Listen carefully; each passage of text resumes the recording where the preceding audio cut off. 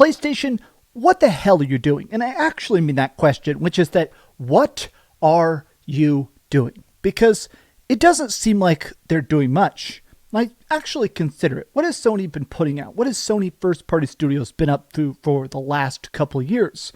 Mostly just remakes, re-releases, remasters, and ports, right? Hey, here's the games you've already bought very recently, like Days Gone Remastered, Horizon Zero Dawn Remastered, The Last of Us Part II Remastered. But that's the topic for today. They just announced that they are releasing The Last of Us for a 7th time. And this new edition costs $110. And it feels like the entire internet is instantly just saying, screw you, Sony. Where's the new games? Where's the new ideas? Where's the stuff that's actually by PlayStation for PlayStation? I want to take a look at the price tag, what's in this collector's edition, and a lot of the backlash, because I'm not saying that there isn't stuff to play, right? I mean, we know the fact that Ghost of Yotai is coming out here probably in the next couple months. On Saturday, they've said they're revealing the gameplay for Marathon, the next extraction shooter live service game by PlayStation, so whoop-de-doo about that. But it does feel like when it comes to PlayStation and their plans, these constant ports, I feel like even if it is generating you cash, it's starting to drastically hurt the brand. But let's talk. Hi, hope you're having a great day, and if you could, please give this video a like and subscribe if you haven't already. Okay, so this is it. It's called The Last of Us Complete. The collector's edition, in my opinion, this is pathetic. This is just, it's a steelbook. It's The Last of Us comic, which is like, I mean, it's like 50 pages. It's super short, and a couple placard lithograph art cards, okay? This costs $110. Everybody is immediately like, oh, this is $30 more than that $80 Mario Kart. How many times have you released these games? And just like that, the heat is off Nintendo.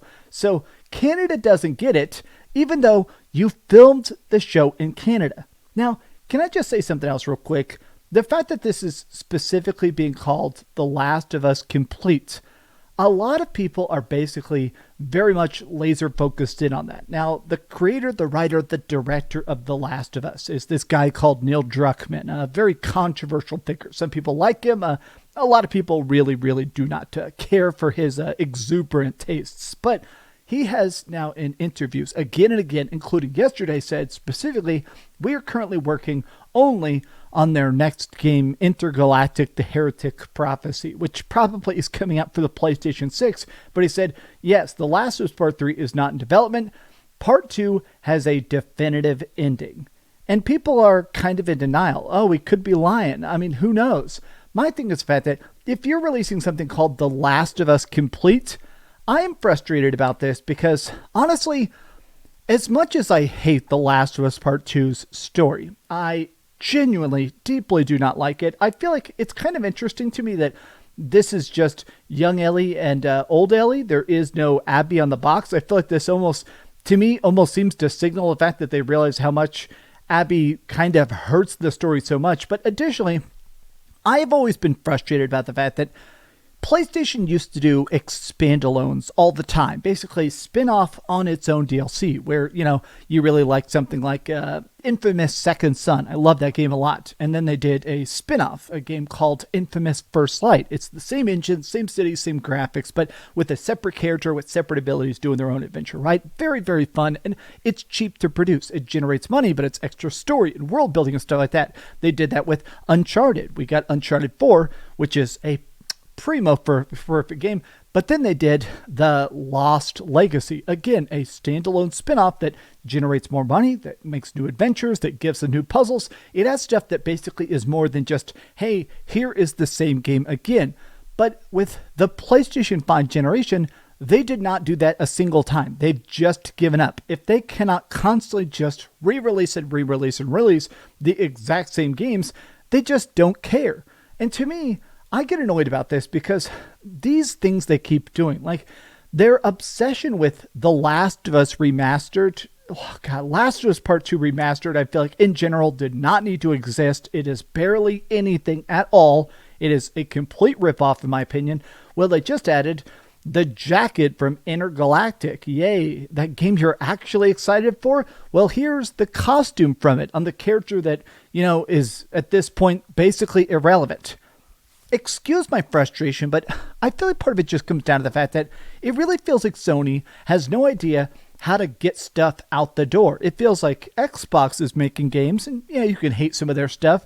Maybe some of it's lower budget or cheaper or more simplistic than you want, like their new game South of Midnight. Some people are enjoying it, some people are hating it, but Xbox is doing stuff. Nintendo's making stuff. Yeah, it's overpriced, and usually the graphics aren't fantastic, but at least they're getting stuff out the door. It is a bit weird to me that only PlayStation is selling this much and making so little. Look at this. Experience the full story of The Last of Us. This collection features The Last of Us Part 1 Remake and The Last of Us Part 2 Remastered in one package. Available now on PlayStation 5. Yay, you get the entire collection of Last of Us Part 1, Last of Us Part 1 Remastered, Remake, Last of Us Part 2, Last of Us Part 2 Remastered. This to me, incomplete without Part 3, complete as in we're never getting a Part 3. I want to say, I think these people, it's not just that they want more of The Last of Us. Maybe I'm projecting here. I think it's that they want more from PlayStation. They want just the announcement of, hey, we have other plans. I feel like even if you're making 10 out of 10 games, even if Intergalactic, the Heretic Prophecy is completely awesome, but it drops in 2027, as some of the rumors are saying, it does to me kind of suck about the fact that the current timeline that's out there, who knows how legit it is that there is talks about the fact that the PlayStation 6 is kind of on trail to be coming out in 2028.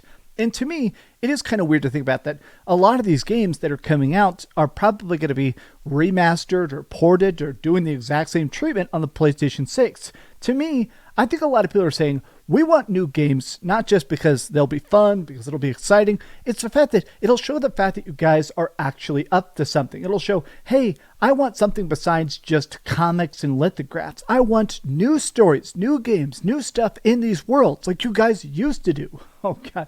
2 unforgettable stories in one package. Introducing The Last of Us Complete, coming to PS5 today.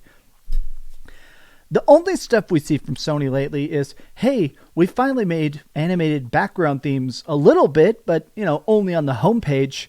I guess I'm coming to a point where I am again and again very glad that I play on everything. I'm glad that I play on Xbox, that I play on PlayStation, that I play so much on Steam. It's not just the fact that, yes, it's the best place to play. I still prefer playing on PlayStation because that's where all my friends are at. And additionally, I feel like it's fun to pop trophies and stuff like that. I feel like more and more, I'm starting to come to that point where I'm just going, man, I miss when in the good old days, PlayStation was always cooking a new game. They were always on the verge of releasing something. They were always releasing new screenshots. They were always saying, hey, if you like this, there's the next sequel. There's the next game. I feel like this incredibly long dev time for these games that are 10 hours long, spending 7 years to make a game that's 7 hours long and stuff like that, to me, it genuinely just doesn't seem like a good cost-benefit analysis. I am legitimately getting to a point where I would take a new game with PlayStation 2 quality graphics if it just comes out in 2 years or 3 years. I'm tired of these 8-year dev cycles. I mean, come on. Heretic Prophecy, even if it ends up being the best game ever, and they go, you know what? We do want to make a Last of Us Part 3. That means The Last of Us Part 3 is very likely going to come out in 2033 at the earliest. They're going to drop that game when I'm 50, bro. Okay. Hi. How are you? Are you having a good day? This is pretty stupid. Thank you so much for watching this video. If you could, please give it a like, subscribe if you haven't already, and please keep dreaming. Thank you guys for dealing. The video yesterday blew up a lot, and I appreciate that. I had to rent an office for a day, and the audio was not the best. But they fixed the hole in my apartment roof, and so I'm allowed to be back at my house. They were hammering on the roof for 13 hours straight yesterday, right above me, just 13 hours. I had the worst headache of my entire life yesterday. Well, not my entire life, but it was bad. It was bad. Hammers. Thanks so much for watching that video. If you want to see something else, you can always click this link to see what I put up last, or, subscribe and see what's coming up next. Also, I promise that whatever I do, it'll try not to suck.